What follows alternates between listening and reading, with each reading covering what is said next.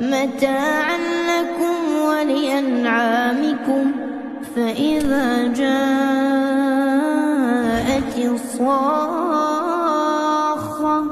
يوم يفر المرء من أخيه وأمه وأبيه وصاحبته وبنيه لكل امرئ منهم يومئذ شأن يغنيه.